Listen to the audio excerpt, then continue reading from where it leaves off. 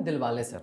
जी अब दिलवाले का जिक्र होना इसीलिए भी ज़रूरी होता है जी क्योंकि मेरे को याद है ना कि इसके एक्शन सीन्स के ना बीटीएस रिलीज हुआ करते थे। हाँ और उस फिल्म में दिखती थी आपकी मेहनत, हाँ पैशन, जी कि भाई क्या बंदा मेहनत कर रहा है। या फिर गेरुआ फिल्म, गेरुआ गाना गाने का जब मेकिंग का वीडियो आया जी कि वो शैलो लेक किस हाँ तरह से आप लोगों ने शूट किया। हाँ एंड फिर again that Shahrukh Khan and Kajol coming after so many years. Exactly मैं जब वो फिल्म देखने गया ना सर, तो इन सब चीज़ों को ध्यान में रखते हुए जब मैं फिल्म देख रहा था ना, वो कहीं से ना रोहित शेट्टी फिल्म नहीं लग रही थी। हाँ मैं मानता हूँ उस चीज़ को। मैं जो हमारी ना ओरिजिनल स्क्रिप्ट थी और वो चेंजेस मैंने किए, मुझे किसी ने नहीं बोला, मतलब ऐसा नहीं बोल सकता कि ये वो तीन भाइयों की कहानी थी। जैसे चलती का नाम गाड़ी थी ना, उस तरह की एक छोटी सी एक फिल्म थी जिसमें एक बंदे का पास्ट है। फिर हम में वैसे कैरेक्टर थे तो हमने वैसी एक तीन भाइयों की सिंपल सी स्टोरी लिखी थी जिसमें एक बंदे का पास्ट है और फिर एक लड़की आती है और पता चलता है कि अरे ये तो दोनों बहनें हैं। और वो कैरेक्टर जो था, जो शाहरुख साहब के ऑपोजिट जो हमने लिखा था, वो गेस्ट अपीयरेंस था। सेकेंड हाफ में वो आती हैं कि ये इतना चिढ़ते क्यों हैं। जैसे अशोक कुमार साहब का कैरेक्टर है कि कोई शादी नहीं करेगा, कोई प्यार नहीं करेगा, तो पता चलता है कि इनको धोखा दिया गया है, इसलिए he doesn't believe in love any more. तो वो कैरेक्टर इतना बड़ा नहीं था। उनका पास्ट में एक सीन था, एक रॉबरी थी जिसमें शाहरुख साहब को ऐसा लगता है कि ये लड़की ने उनके साथ डबल क्रॉस किया और वो गलत फहमी होती है, उसके अलावा कुछ नहीं था।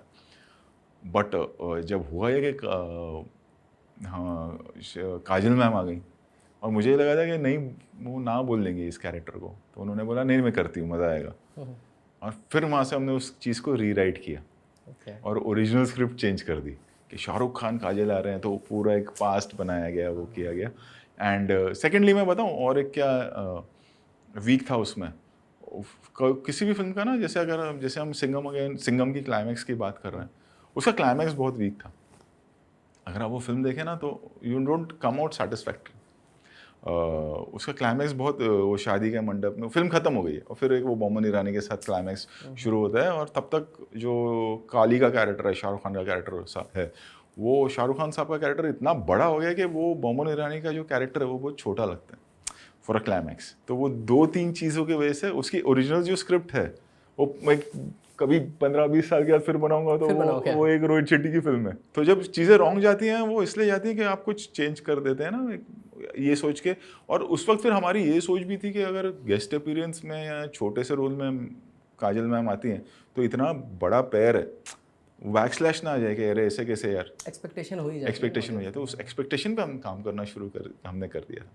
तो वो आपका कहना बिल्कुल करेक्ट है, वो सेकंड मेरी वीक फिल्म थी दिलवाले। हाँ, इसलिए उसने चेन्नई एक्सप्रेस जितना बिजनेस नहीं किया, बिकॉज वो वीक थी फिल्म। मेरे को लगता है कि सर्कस आपकी एक ऐसी फिल्म थी जिसमें आपने कोई गाड़ी वारी नहीं उड़ाया था, राइट? हाँ वो गलती इसलिए नहीं चली उसका पूरा बड़ा सिंघम अगेन में कर दिया बट सिंघम मुझे, अगर आप मुझे पूछे ना सर्कस और उससे ना थोड़ा सा मुझे एडिट करना चाहिए था, छोटी कर देता ना। वो बहुत सिंपल और ऑनेस्ट फिल्म, अगर आप गौर से देखें वो एक वो बन गया कि खराब है, खराब हो गई वो पिक्चर।